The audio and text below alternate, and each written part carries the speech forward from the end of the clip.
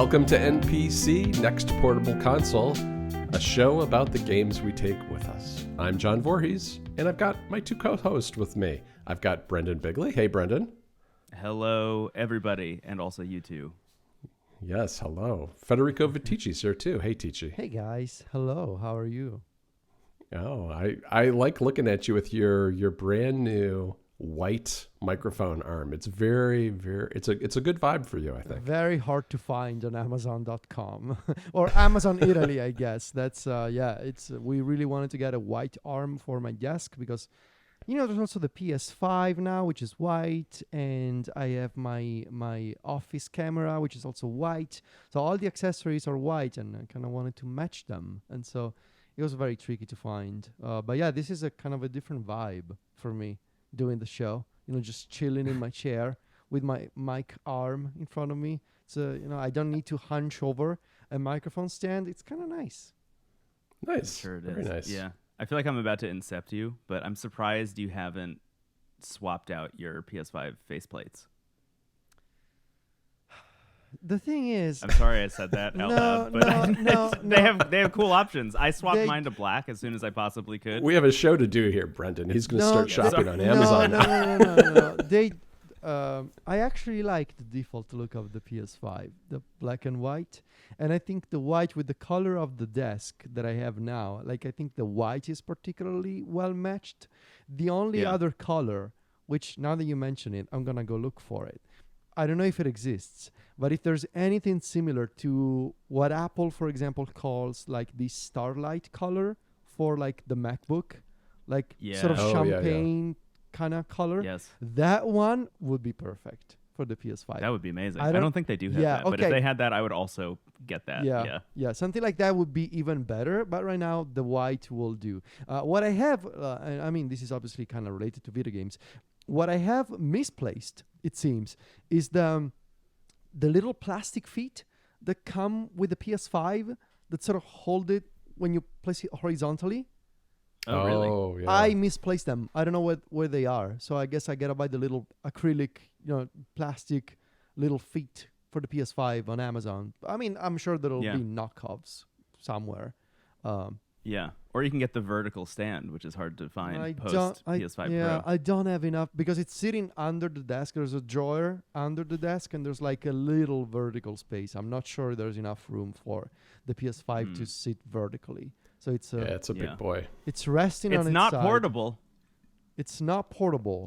No. Not portable console. Well, a couple of days ago on Instagram, I received an advertisement for a backpack for your PS5. No, right? kinda. It was. So there's this company. I forget the name, but there's this company that make monitors for your consoles. So they have a product that turns your PS5 into quote unquote portable PS5, wherein you attach a monitor to the back. You remove the faceplate on the top, you get this monitor, you attach it in the back, and you close it on top of the PS5. And so you get this giant PS5 clamshell that technically you can take with you and play on the go. Sure, you got to put a PS5 on your lap. Who hasn't done it before, right? Constantly. They showed somebody doing it in the advertisement. They also make an equivalent product for the Xbox Series S.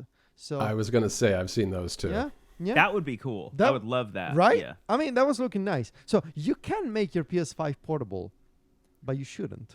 Don't do it. But at what cost? Literally, financially, and then also in terms of embarrassment levels when you're at the airport playing your PS5 waiting to get on a plane. Pull out your PS5. I think you might burn yourself putting that PS5 in your lap too. It's hot. The thing gets hot, and it's got the ventilation is important on this console. So you can use it. But if you're ripping off a faceplate and just opening one half of it entirely, sure, maybe the ventilation improves. Maybe. Do you want to try it, Brendon? Do you want to try it for science? To whoever's at that company, if you are watching and or listening, hit me up. Yeah, send Brendon the. I'm going on a big trip. I'll bring my PS5. Give this guy a portable PS5, please. He needs it. So anyway, we have a bunch of news to cover, And we do so much. John, you created this little segment for us all about emulation and retro hardware. So I guess the big news of the week is the arrival of Cemu, the Wii U emulator on Android. Has anybody played with it? Yes. Okay. I have. Okay. How is it? I've heard it's a little rough still. It can be rough. It really depends on what games you're playing. Okay. I have had pretty okay results with some and pretty terrible results with others. I will say my Wii U library, the amount of stuff I backed up before I got rid of my Wii U, is very slim. I have 3 games total.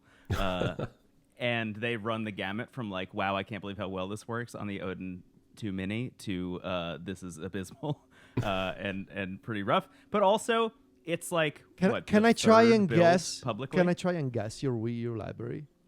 Sure, yeah. You're going to get 2 of them. You're not going to get 1 of them. I promise you. So it's going to be Wind Waker HD. Yes. The Wonderful 101? No. I thought you had it.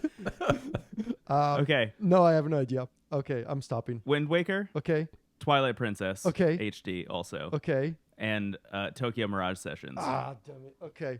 Yeah. Which is the one that I don't think anyone would get, but was like in my opinion, like if you wanted like a great JRPG on the Wii U, that was like your option for the most part. Yeah. But now it's on Switch. If you haven't played that game, you should play that game. If you're a fan of Persona and you haven't played Tokyo Mirage Sessions, you should do that. Okay. So anyway, you have a slim Wii U library. Yes. Okay. Yeah. I didn't have much to test with, but which is the game that doesn't play well? Tokyo Mirage Sessions. Okay. Has some issues. At least in my testing. And again, this is like a really early build. This is the beginning of this working at all. Yeah, it's a beta that you have to download from GitHub, I understand. Yeah, right? So it's not like it's not on the Play not Store. publicly listed on the Play Store or anything. Yeah, exactly. So you have to give it a lot of grace. The fact that any of it works at all is honestly pretty shocking. Because my last experience with Wii U emulation was on the Steam Deck, and even that was a little bit hit or miss. I will say, personally, at least, I am having a better time using it on the Odin 2 Mini than I did on the Steam Deck. And I don't know what that is. That might literally just be like an Android versus Linux thing. But so far, I think it's really promising. I hope that they are able to continue working on it, considering everything that's surrounding Wii U launching on Android. I think shout out to Russ at Retro Game Core who got rocked by Nintendo. Sorry, I'm so sorry that happened. It's like brutal. I'm hopeful that we get to see this updated in the future. But for now, I'm pretty stoked about it. Yeah, that's great. Yeah, I mean, in a way, given all the Wii U ports that we've seen on Nintendo Switch, in a way, this is the only Switch emulator left when you think about it. It's the Wii U one. That's deep. No, that's... Should we skip ahead, maybe? I mean, while we're on the topic, why not? The last standing emulator, Ryujinx, was shut down. This was it was basically until a few months ago there were 2 Nintendo Switch emulators. So there was Yuzu and there was Ryujinx. Now it's as we know, Yuzu was forced to shut down from Nintendo. Nintendo sued the team behind Yuzu, and it quickly disappeared. There were a bunch of forks of the Yuzu emulator that surfaced in the immediate demise of Yuzu. There was Suyu, there was a Sudachi, there was a bunch of forks. I think Suyu might still be around. I don't think it is. I don't think it is. I think all of them disappeared, even Sudachi eventually. The other emulator, which was based on a different code base, entirely written, I want to say, in C#, different engine, different architecture from Yuzu, was Ryujinx. And so what's interesting here is that it doesn't seem like Nintendo sued the Ryujinx developers. They contacted the lead developer of the emulator, and they basically cut the person a deal. So the person could stop working on Ryujinx and pulled all of the downloads from the website. The documentation was removed. The GitHub repo was shut down, and the extended emulator team posted the details on Discord as things were happening behind the scenes. So it seems like rather than a lawsuit, it's more like Nintendo getting in touch with the lead developer and creator of the emulator and being like, hey, why don't you stop working on it? And I mean, we don't know if any monetary exchange was involved. Personally, that's, what I tend to believe, but it's all my personal speculation. In any case, big picture, this means that Nintendo Switch emulation is pretty much dead. Like it's done. Yeah. It's sure, if you have an old version of Yuzu still installed on your PC or a version of Ryujinx still saved, it's gonna keep working realistically, barring any future games obviously that break compatibility with the emulator. But in terms of, do you want to go out on the web and download an emulator today for your Nintendo Switch? You cannot do it because they have all been removed. Yeah, it's a shame, and it's interesting that the team behind this had a working iOS version in development that ported it over to iOS that apparently, according to some of the social media posts, was using some interesting coding techniques to get around the fact that they couldn't use JIT.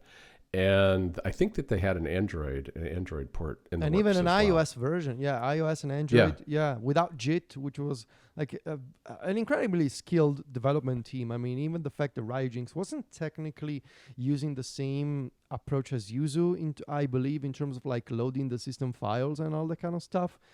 But obviously, Nintendo. I mean, on one hand, I gotta imagine that there has to be a deeper story here. That is not just Nintendo wanting to shut down Nintendo Switch emulators. Because, I mean, why now, right? Why after 7 years of Nintendo Switch emulators that have existed in some shape or form for the past 2 years, really, year and a half, why now, right? Going after them at the end of a Switch life cycle. So part of me has to wonder if the Switch 2 will really be backwards compatible with the Switch 1, and if that will be a big selling point of saying, well, you can take your Switch 1 games and upscale them to 4K thanks to the magic that we do. But when you have an emulator that also lets you do that for free without having to buy a new console, I gotta believe that maybe had Nintendo spooked. And so I think another aspect of it is probably the DMA and the fact that emulators have come to the iPhone, because that's just an enormous market. And if Ryujinx was getting close to something that was workable on iOS, that had to scare Nintendo a lot, I would think. Yeah. I also am curious about the Retro Game Core getting rocked for showing Cemu specifically, because it makes me wonder if we're going to start seeing like direct ports of Wii U games or something similar to a Nintendo Online, but for the Wii U, which would be like completely wild. But also, going back to last week, or not last week, 2 weeks ago's episode, talking about the possibility of those Switch 2 leaks. Some of them say that there will be some kind of casting, so you'll have, the Switch in your hand and the dock will also act as a way to cast. Hypothetically, maybe even having 2 different displays going at the same time, allowing for easier Wii U emulation, which would be wild. We're going back. I feel like you could end up with 3DS and 2DS games working that way too. I think. I mean, it could be very interesting. That's what I think is more likely, but going after Wii U emulation on YouTube, I think is very interesting. I do think all of this bubbles up to an announcement of some sort. I think all of this bubbles up to like Nintendo is gearing up for their announcement in some way, shape, or form. They're clearing the decks and I think, with their lawyers before the announcement. I think it's going to become much clearer by the end of the year why all of this is happening now. Yeah. So it turns out it's called Switch 2 because you can use 2 screens. That's we're going back to that idea, baby. We're doing. It's all about the 2. It's all about the 2. We're going back. I love it. I do think though. At the end of the day, it's fun. I completely forgot what I was going to say. Sorry. It's all right. No worries. It's all right. No worries. There was this mystery Nintendo device that I wanted to talk about before going back to the other retro news that we have this week. John, what's the deal with this thing? What is it? What does it look like? This is a device that appeared in the FCC regulatory approval process. And when a company does that, they don't have to say much about what it is or really show it off at all. But there are a few clues. There are, I guess that there is a 24 gigahertz millimeter wave sensor, as well as a 2.5 gigahertz Wi-Fi radio. And it's a squarish device. And that's about all we know about this thing. It could be, what could it be? It's not, I guess it's not powered either, and there's no Bluetooth, which are other details. What could it be? It could be something that plugs into a USB-C port and is powered using the battery on the Switch itself, like a camera. Or maybe it's a microphone. I mean, who knows what it could be? It would have to be something that doesn't require a lot of power, because obviously you've got a small battery in a Switch. But I think, this is maybe a sign of something coming in terms of an accessory for the Switch 2. Can I speculate wildly? Yes. I know what you're going to say. Say it. Yes. Do it. Do you? Okay. Do it. Wii and the Wiimote? Is that what you think? Yes. I'm thinking thinking of things from the past that don't require a lot of power or almost any power at all. The Wii sensor bar was the thing you plugged into the back of the Wii. That's what I was needed so little that's power what I was thinking. to run. And I'm wondering if Nintendo has maybe found a way to even shrink it down to not needing to be full sensor bar size, but would allow you to use the new Joy-Cons, which I'm sure are going to come with a bunch of new features within them, to emulate the Wii and the Wiimote even better than before. I could see that being the situation here. It'd be very funny to need to string something up to the top of my TV again for the first time in years. But that was my first thought when I read this. Was this is going to enable easier Wii emulation, which again, going back to earlier, Nintendo Switch Online subscription expansion pack adds the Nintendo Wii. That'd be pretty wild. Who knows? Can you imagine Definitely. Can you imagine if they go after Dolphin next? I could see it. I'm surprised they haven't in a lot of ways. I mean, they did have that. It's been around that reminds me of what I was going to say. Okay. The thing that is okay about all these Switch emulators shutting down is a lot of them, I think Yuzu specifically, allows you to swap out graphics drivers as well. So even if you still have Yuzu installed, if a new turnip driver, for example, comes out that supports Snapdragon graphics card or Snapdragon processors, you can still continue upgrading it. And I believe the same is true of Dolphin. I think Dolphin also allows you to swap that stuff out. So in a world in which all of this stuff gets wiped out, it'd be really upsetting for Dolphin because they've been at it for 20 years. How long has it been? 20 years. 20 years. Yeah. It's unbelievable Yeah. how long they've been at it for.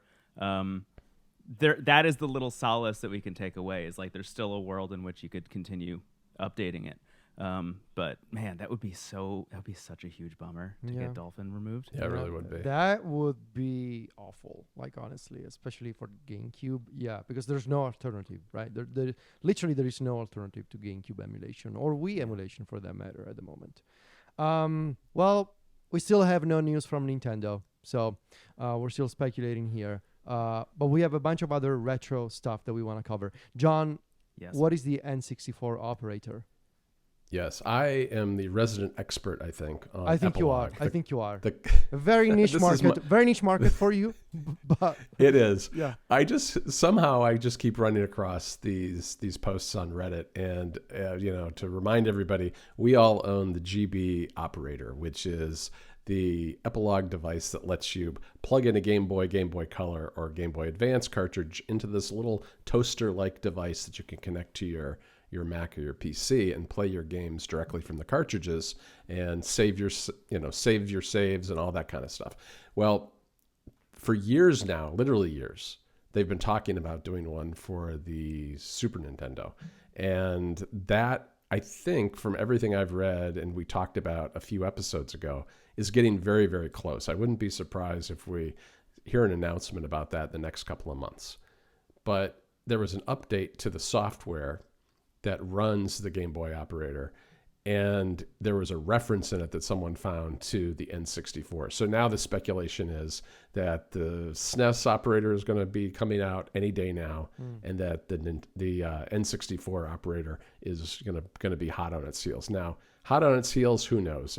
The company, Epilogue was saying, I think, as the GB operator was released, and this was at least a few years ago, I want to say, that the SNES one was coming soon.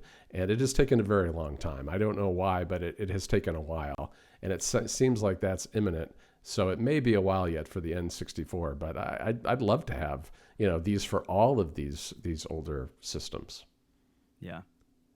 You guys both have something very similar to the Epilogue, but that also already allows you to use Super Nintendo games? The open source cartridge reader. It's something that you can get from a custom build to order service based in Japan. They're called Save the Hero. It's the name of the company, and it's based on this open source spec that you can actually find on GitHub and print for yourself if you want to. Cool. You can do it.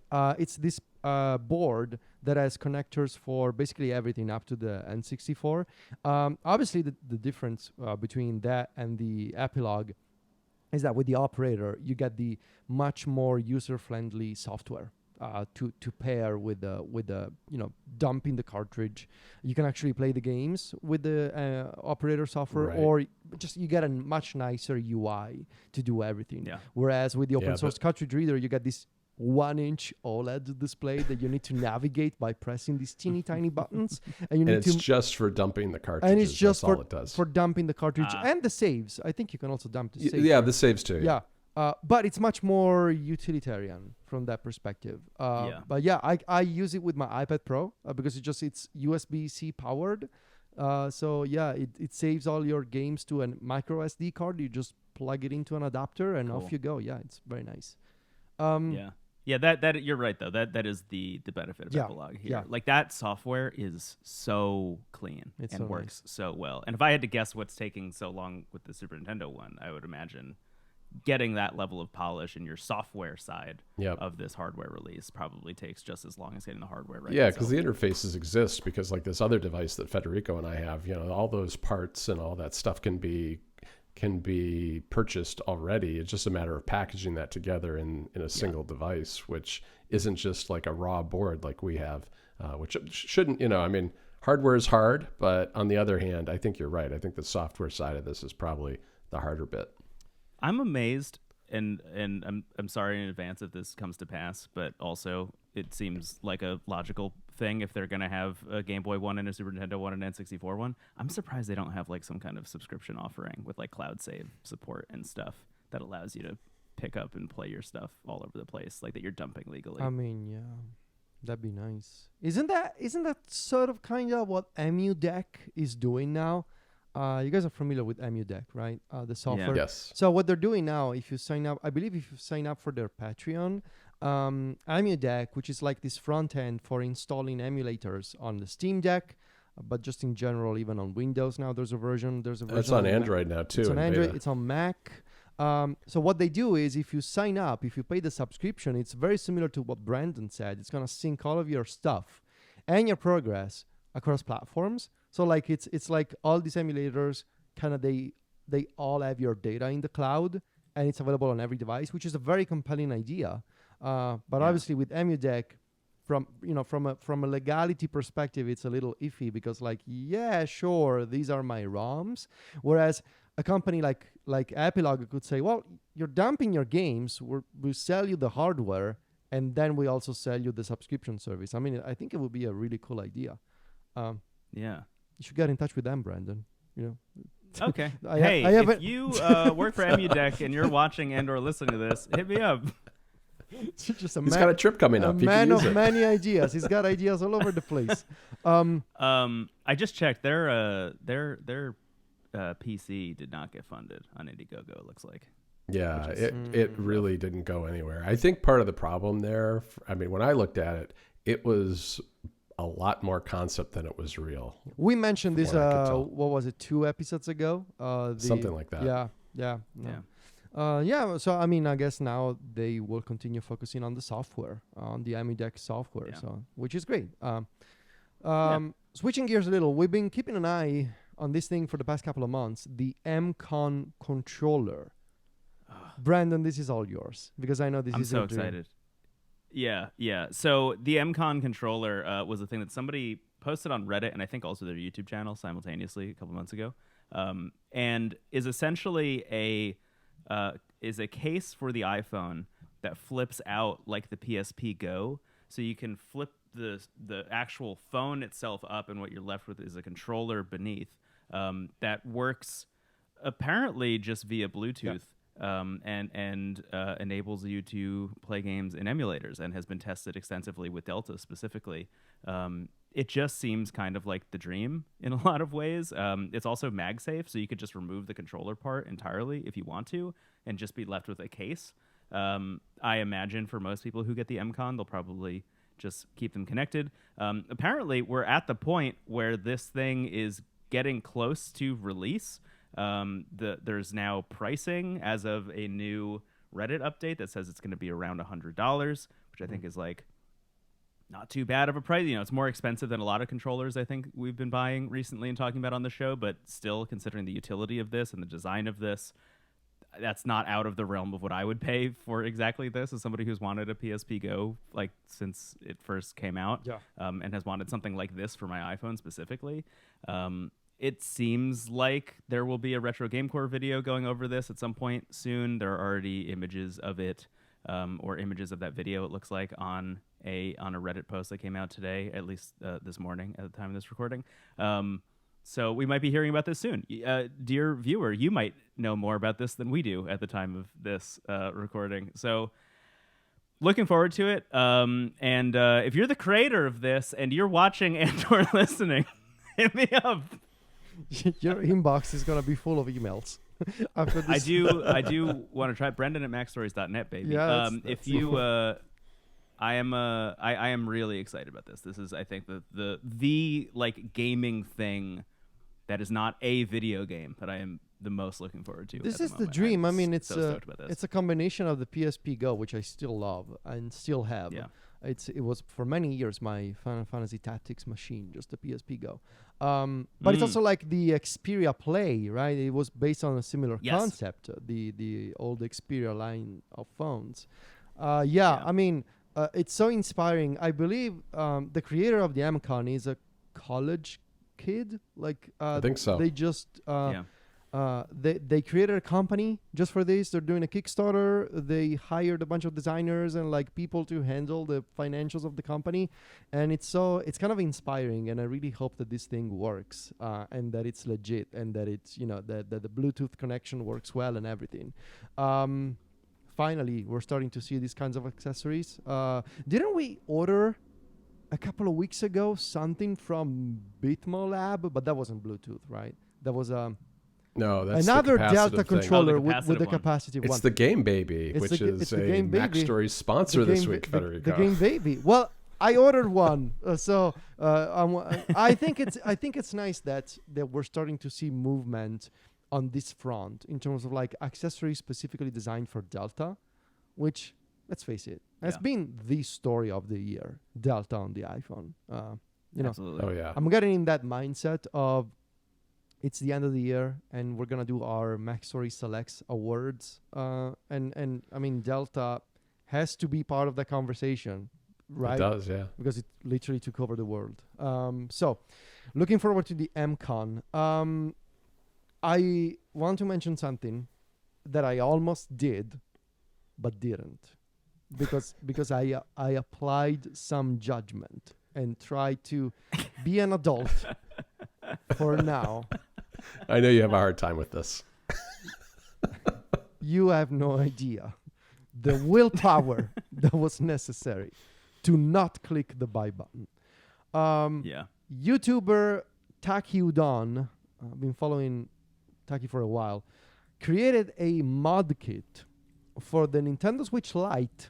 So this is the Nintendo Switch that doesn't let you remove the Joy-Cons. They're fixed in place. A mod kit to bring an OLED display to the Nintendo Switch Lite, which has a standard LCD display. Now, there are multiple versions of this mod kit. Some basic ones that require soldering and more manual labor and operations, and slightly more expensive kits where everything is pre-assembled, and essentially all you need to do is open up the Switch Lite and swap out the display for a different display and bezels, and it's all pre-assembled. You have no idea. Yesterday, I was on Amazon Italy. I saw, well, I could get the Switch Lite Hyrule edition for like 200 euros. And then I could get a mod kit. I could get a mod kit and have a Hyrule themed Switch Lite with an OLED display. Now, I didn't do it because then I spent some time on Twitter and I saw that they're working on a version specifically for the Hyrule edition Switch Lite. Because otherwise, if you get it now, you will get a version that has the black bezels around the display. Oh, they have a gold bezel. Unlike you, I have very little Is it available? willpower. Because I saw that they were working on it. Well, no, I went today actually and looked. Okay, so it must be. Have a whole. Okay. They have a whole bunch of different bezels listed, but none of them are available except for turquoise. Except for turquoise, which I think is what the Animal Crossing one probably. Yep. So they're doing the gold one for the Hyrule edition. Yeah. And that's going to be a problem for me. When it's available, it's going to be a problem because...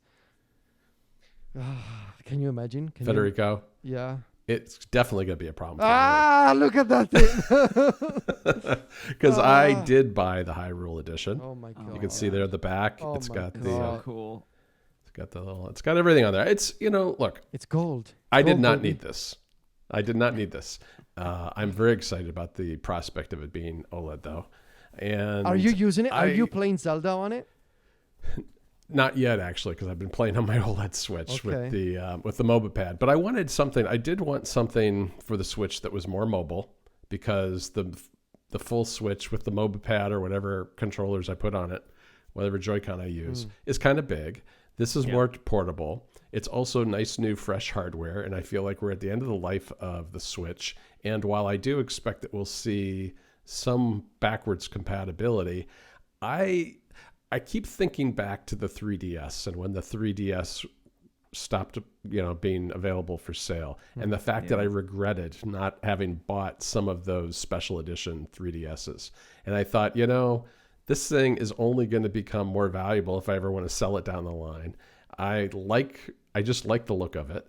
And so I decided to do it kind of as a collector's item more than anything else, just like collecting controllers. And so it's, I like it. I haven't had a Lite before, so it's nice having something more compact and small like this. I think it's worth mentioning, I have been interested in a Switch Lite since it was first announced, and the main reasons that I didn't go through with it are no HDMI out, so you can't dock it's it. Only obviously, portable. you can't plug it into a TV. And also, it has the same drift problems as the Joy-Con, but because they're fixed, you're pretty much out of luck forever. if they start drifting. Yep. The things that we didn't mention about this upgrade kit is that it enables HDMI out, which rocks. And also, I think one of the bundles you can get there's a bunch of different bundles that you can get. One of the bundles also includes Hall Effect sticks to replace. Oh, I didn't see that. That's to great. Replace the joysticks. So, in a way, you're building like the ultimate Nintendo Switch, where it's more portable, has the OLED display, won't have stick drift, and has HDMI out. Oh my God. And you can make it gold, which is also important. And you can make it gold. This is a thing that they also have complete shell swaps as well. Like if you wanted to make an atomic purple one or something, you could also do that. That's pretty cool. This is a thing I've been really like hovering over the buy button on for a while. I'm kind of waiting to see some reactions to it. Like I want it to start shipping to people, and I want to see other people do it and see how hard it is, and if all this stuff works and if there are any issues. But I'm deeply curious about this, and I will probably do the same if people react positively to this kit. Oof, I'm so tempted, but I won't do it. John, you're gonna have to give in. You'll give in eventually. We'll work on you. Okay. Then you can at least blame me and Brendon. Okay, as always, but more you than Brendon. You are a bad. I started it. Bad. Wait until I start texting you every day about this. Yeah. I'm just gonna text you the word light every day. Speaking of other things that I briefly considered, but then more quickly realized, this is not for me. There is now an Android gaming tablet that has a Snapdragon 8 Gen 3 system on a chip inside. And it's made by the same company that makes the gaming phone I used to have. REDMAGIC have launched the Nova gaming tablet. Now this thing, it starts at $500, which is not too bad. It's a almost 11-inch tablet that has basically the top of the line Snapdragon system on a chip inside. It's got RGB, it's got active cooling, it's got all the fancy gimmicks that REDMAGIC is known for. I really liked the REDMAGIC hardware from the phone last year. The software experience was it's the kind of software that is, it's semi-localized. It comes with typos in English. You can tell that it's made by a company based in China that didn't really invest a lot of resources into localizing for different markets, but the hardware was excellent. Now they're making a tablet, and I kind of wanted to ask you both. Do you think there's a space for an Android gaming tablet now that we have these dedicated handhelds? What's the ideal market fit for because a gaming phone, I sort of understand. You get a phone, and everybody needs a phone, right? That is portable and is also a pretty great console. But what is an Android gaming tablet doing in 2024? Well, I truly don't know. Yeah, that's the answer. I really don't know. That's the right answer. Because I was also thinking about it. What does it do?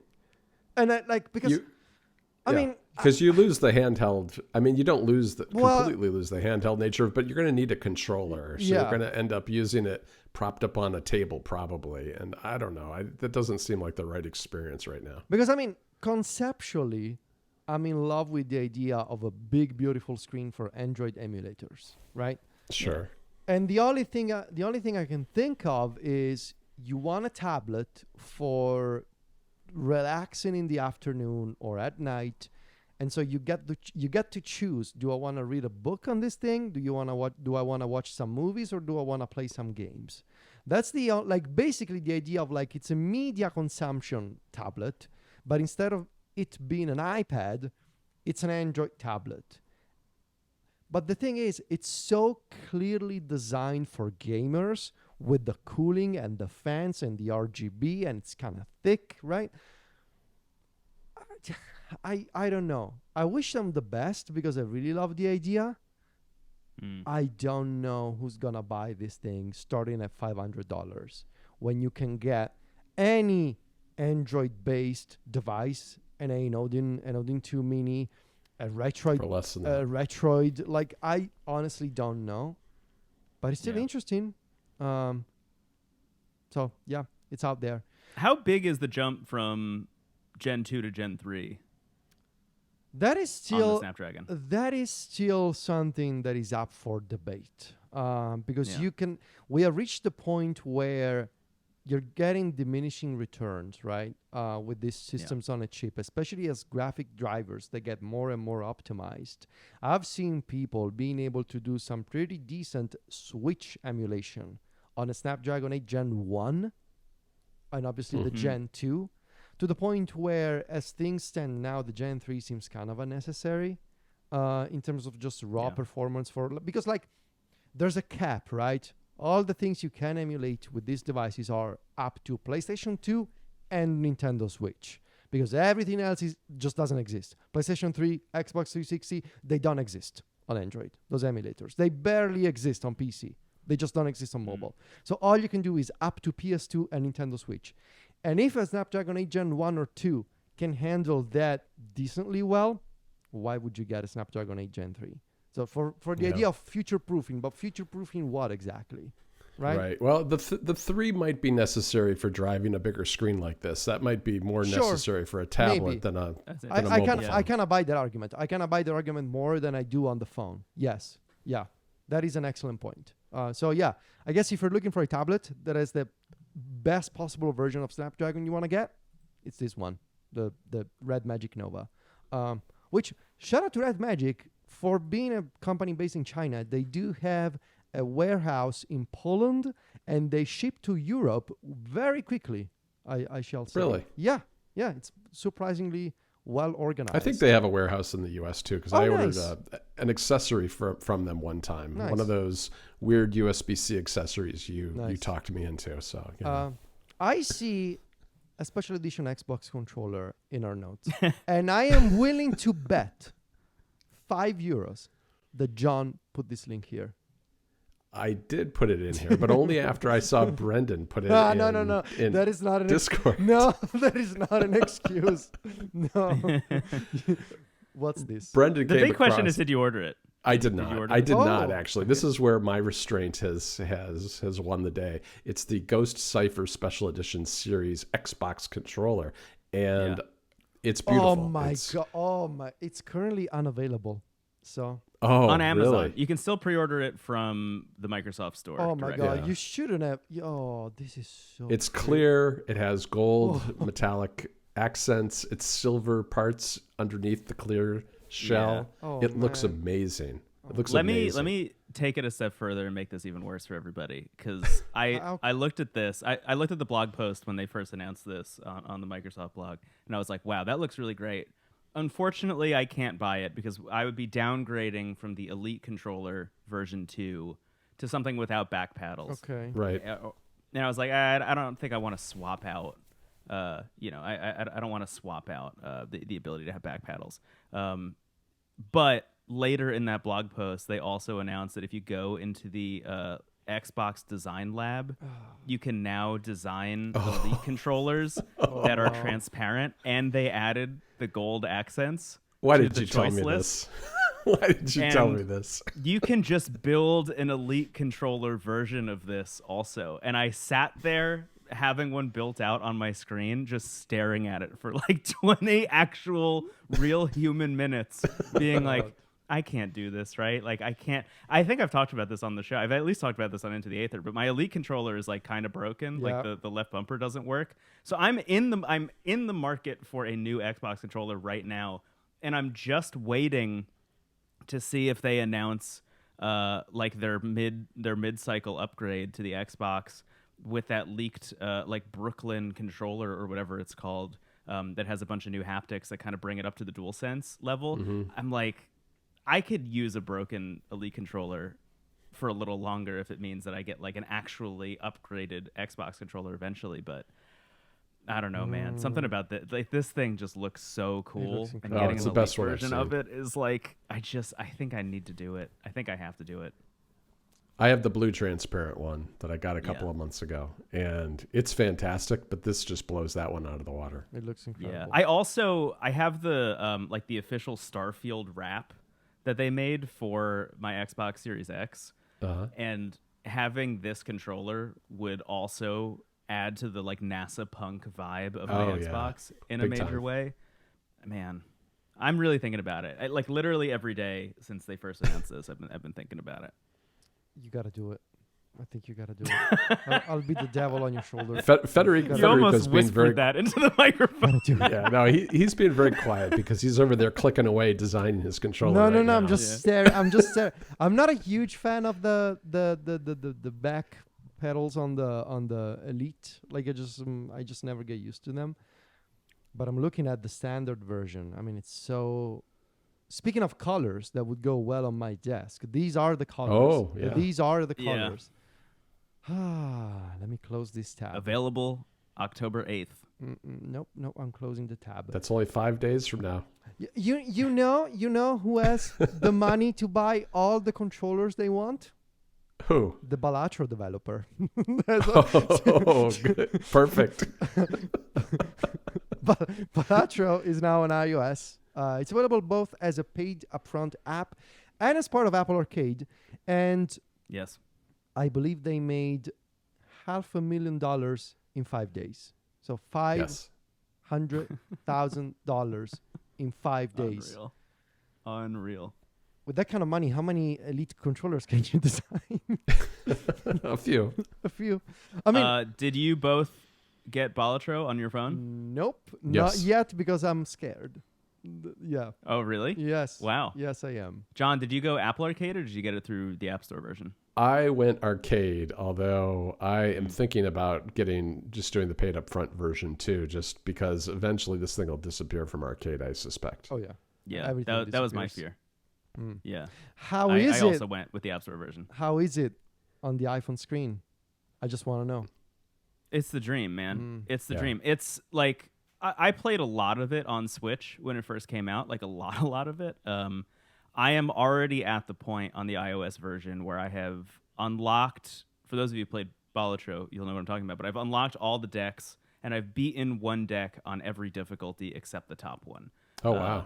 So I've played a lot of this. It has become like the commute game for me, which was kind of my dream when they first announced this was happening. My only thing, Local Thunk, if you're watching and or listening to this, don't hit me up. I'll tell you what I would email you. Just asking for more emails. I just want it to be in portrait mode. Like, there are so many people Oh, out it's there. not portrait?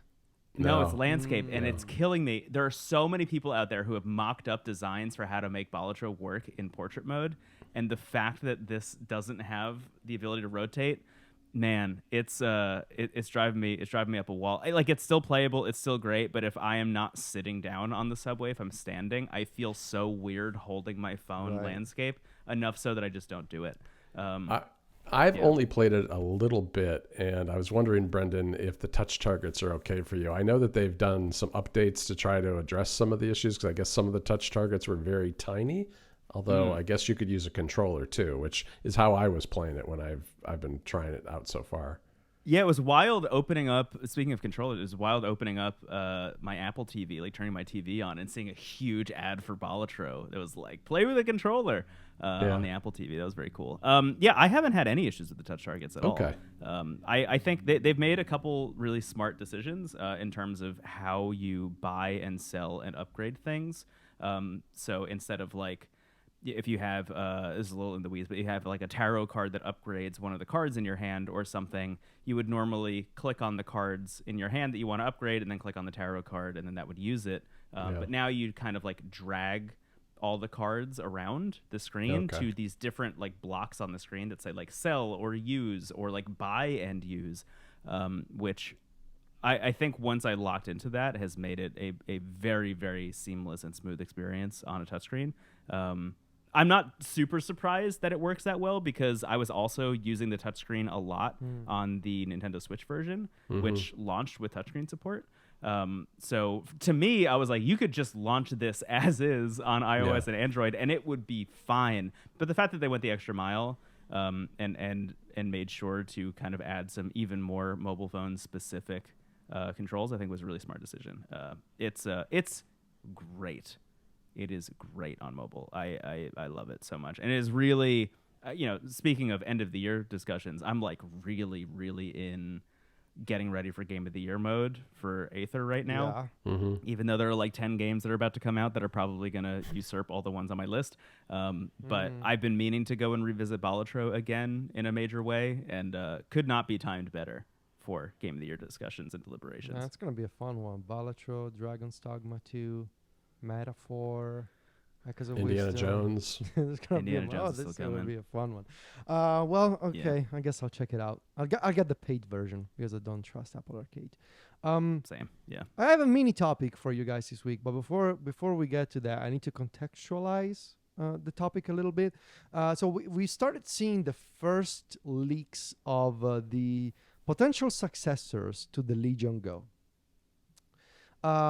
We've seen specifically two things. On the Lenovo website, we've seen a mention of Lenovo Legion Go Gen 2. So that suggests that Lenovo is gearing up for a second revision to the Legion Go, which, as we have speculated before, may be announced at CES alongside the Z2 Extreme, which we also mentioned before on the show as the next upgrade for all of these PC-based handhelds.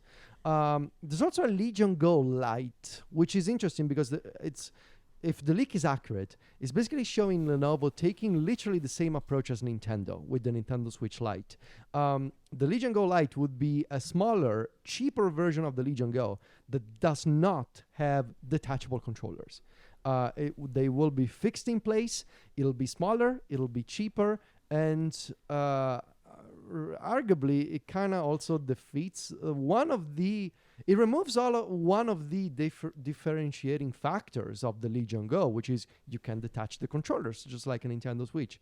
But I guess if you really like Lenovo and if you like Lenovo software, there's gonna be a Legion Go Lite, which will be interesting. I wouldn't be surprised if Lenovo does the following: CES, Legion Go 2 announced, Legion Go 1 removed from sale, replaced with the Legion Go Lite. So you can either go Legion Go Lite or Legion Go 2. That would be my guess.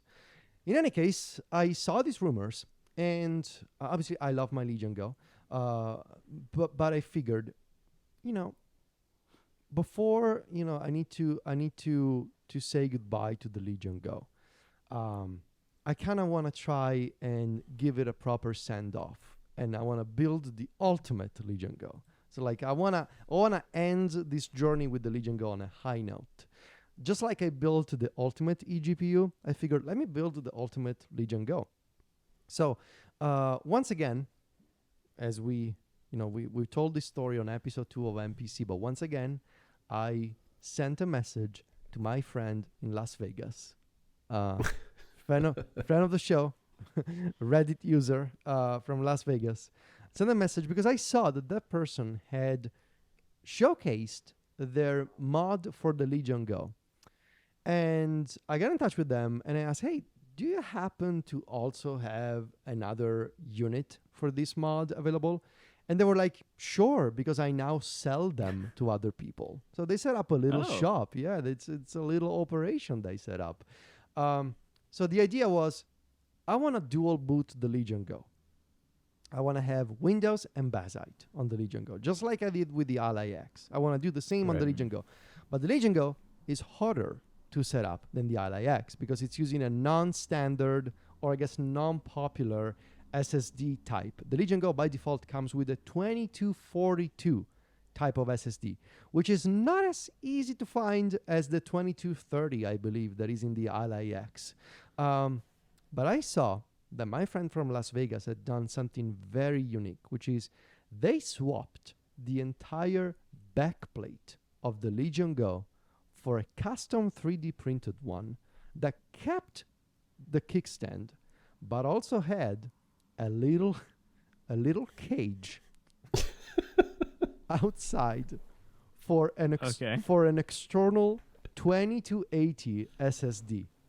So it's like there's the Legion Go, but then there's a little cage outside where you put the 2280, for context, is the same SSD, the rectangular one, that you can slot into a PS5, for example, right? Okay. It's that type of rectangular shaped SSD.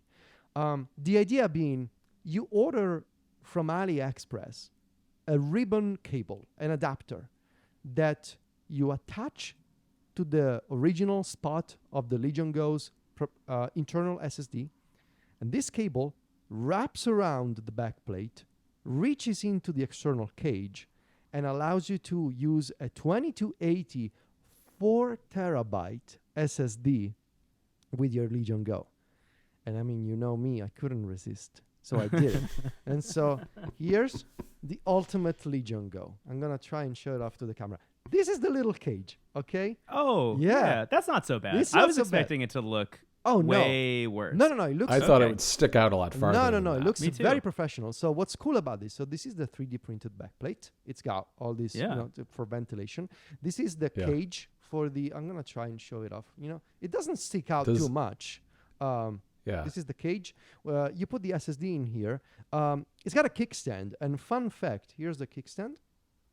Fun fact, it's using the same hinges as the original Legion Go. Or when the person from Reddit sends you the instruction, you are told that you gotta remove the original hinges from the Legion Go's official backplate. So it's still using the original mechanism of the Legion Go. This one. Okay.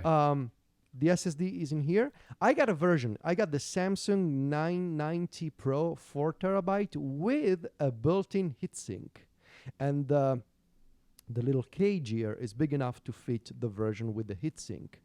How hot does that get? Does it get hot? Not really. Okay. Not really. That I would argue that ventilation is even better because this custom backplate has way more holes than before.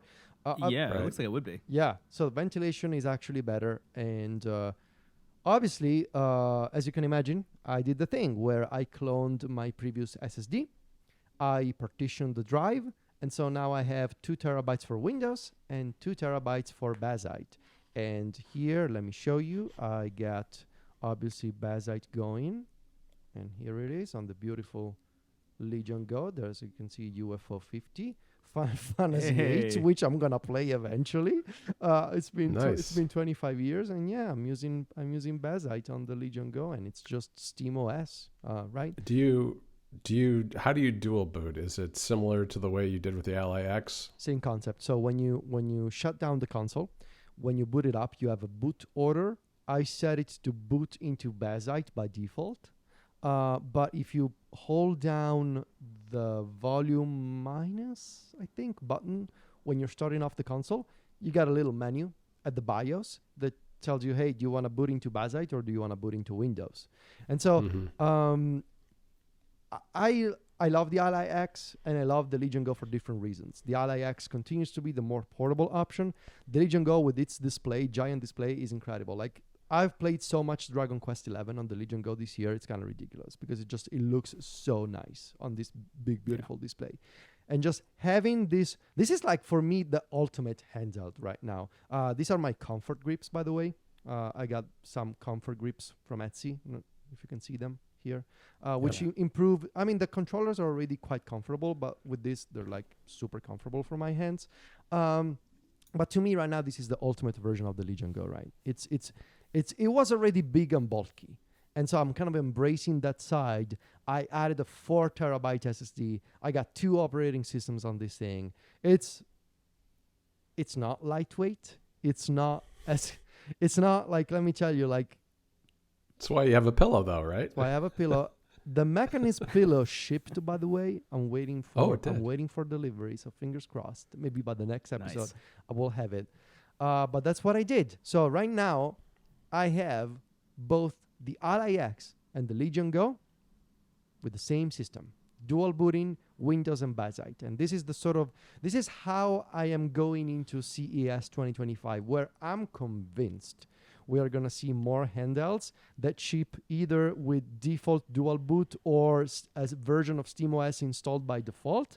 But this is what I'm bringing into the new year. The Ally X and the Legion Go, both dual booting Windows and Bazzite. And the Legion Go, especially with this thing in the back, is wild. It's so heavy, it's kind of ridiculous, which is why I'm going to try and figure out where to put the attachment for the pillow. Probably here. Yeah. I'll keep, and you can see the SSD flashing. There's the light for the SSD over here. Oh, that's funny. Yeah. You gotta get some RGB in there, Federico. No. You know me. I don't do RGB. But yeah, that's my ultimate Legion Go. And of course, the ultimate eGPU is still in the living room. As we've established, the cable is long enough to reach my bedroom. And so yeah, I have all the options I want at my disposal, and it's nice. It's nice. What can I tell you? And CES will throw it all into a mess, probably. Yeah. The thing is, these consoles are so heavily modded now, especially the Legion Go. They are probably unsellable online, and so I'll have to try and figure something out. Maybe we'll do like a contest for our listeners, because I wouldn't want to keep it, just in a drawer eventually. Because I know that I'm going to get a Legion Go too. So we'll see. But I cannot sell these because they're so modded. I cannot return these, obviously. I'll do something with them. We'll see. But yeah, we'll see in January. All right. Sounds good. Got anything else, Tichi? I think we did it. I think we did. All right, everybody. Well, that's it for this week. You can find Brendon over at wavelengths.online and Into the Aether. He's Brendon Bigley in most places on social media too. And Federico and I are over at macstories.net on App Stories and a bunch of other podcasts. And that's it. What's wrong? And that's it, I guess. I lost my train of thought just like you, Brendon. All right. Thanks for See you later, listening, everybody. Bye. Yeah, bye.